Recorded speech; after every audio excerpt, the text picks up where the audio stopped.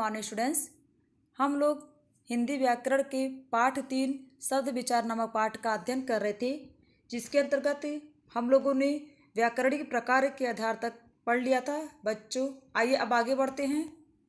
5वां है अर्थ के आधार पर।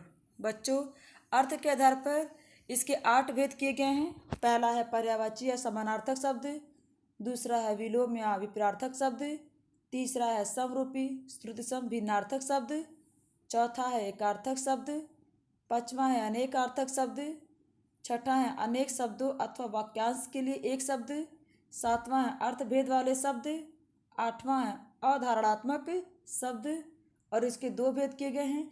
एक है पुनरुक्त वाले शब्द और दूसरा है अनुकरणमूलक शब्द।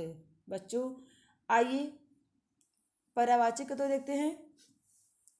पर्यायवाची शब्द बच्चों, ये हिंदी भाषा की विशेषता है कि एक शब्द के समान अर्थ वाले कई शब्द हमें दिखाई देते हैं। जैसे यहाँ पर देखिए, इच्छा का है अभिलाषा, चाह, कामना, आकांक्षा, लालसा, मनोरथ, यानी कि एक शब्द के कई अर्थ यहाँ पे आपको मिल जाएंगे।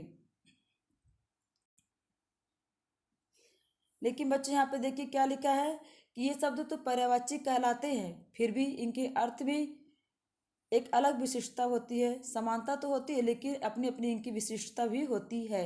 जैसे कमल शब्द का यहाँ पर देखिए पर्यायवाची है नीरज और पंकज। नीरज यानी कि जो जल में खिलता है और पंकज जो है कीचड़ में जन्म लेता है, यानी कि हर शब्द की अपनी एक विशिष्टता होती है। अब यहाँ पे देखिए बच्चों, यहाँ पर नीचे कुछ सारे शब्द दिए गए हैं, कुछ शब्द दिए गए जो पर्यायवाची है। आप लोग इसको पढ़ लीजिएगा, अच्छे से याद कर लीजिएगा, आप लोग का होमवर्क ये है।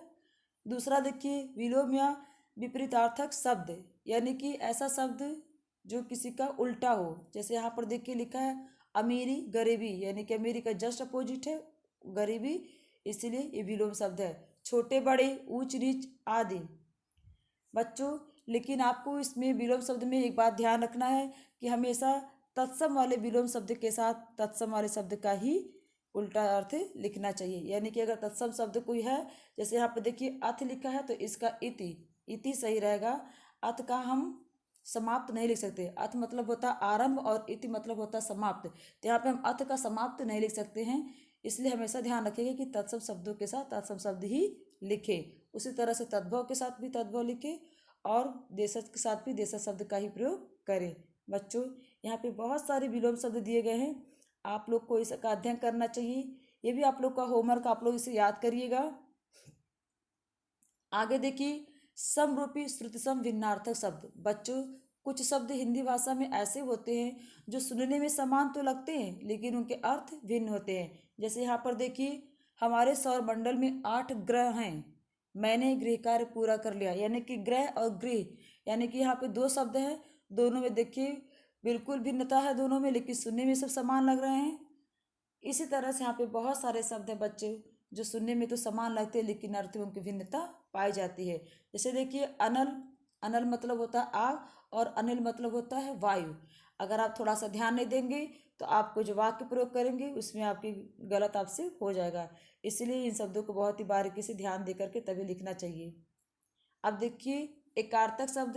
एकार्थक यानी कि ऐसे भी शब्द हमारे हिंदी भाषा में होते हैं जिनका केवल एक ही अर्थ होता है, उस शब्द को हम कहते हैं एकार्थक शब्द।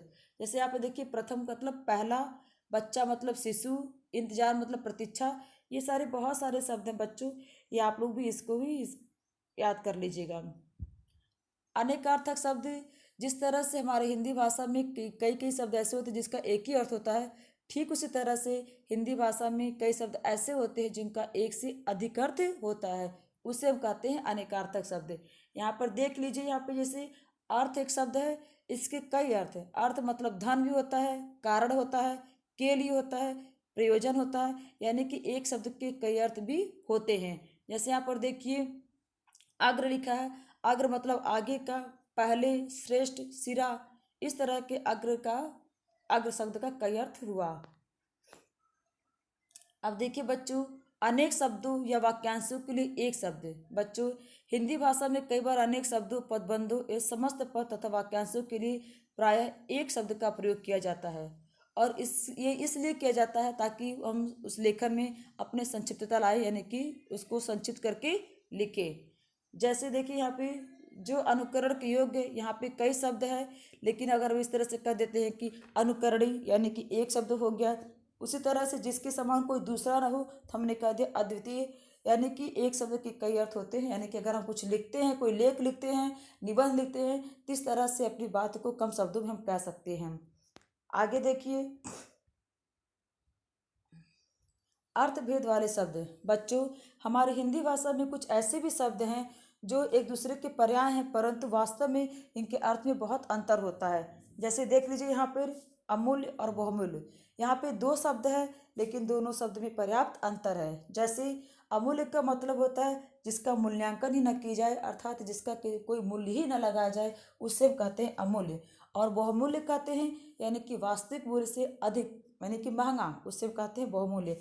इस तरह के यहाँ पर भी बहुत सारे शब्द हैं, आप लोग इसको याद करिएगा, ये भी आप लोग का होमवर्क है। अब आता है कि अधारणात्मक शब्द। बच्चों, इसके अंतर्गत देखिए बहुत सारे शब्द आते हैं, जैसे पुनरुक्त वाले शब्द। पुनरुक्त वाले शब्द आप लोग जानते हैं कि जब एक शब्द दोबारा प्रयोग होता है तो उसे हम कहते हैं पुनरुक्त वाले शब्द। जैसे यहाँ पर देखिए कभी कभी, धीरे धीरे, सुबह सुबह।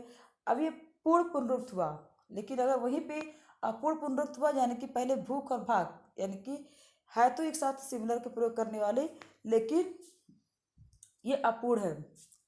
अब उसका प्रतिध्वन्यात्मक पुनरुक्त, यानी कि जब एक ध्वनि के साथ दूसरी ध्वनि निकलती है, जैसे रोटी के साथ रोटी, दूध बूध, हम लोग अक्सर एक साथ सार्थक शब्द और एक निरर्थक शब्द का प्रयोग करते हैं, इस तरह के शब्द वो हैं।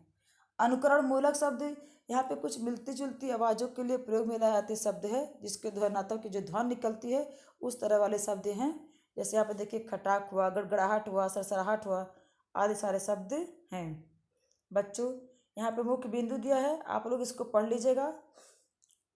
इसको हम अब इसका अभ्यास कर हम बाद में बताएंगे। आज के लिए इतना ही, धन्यवाद।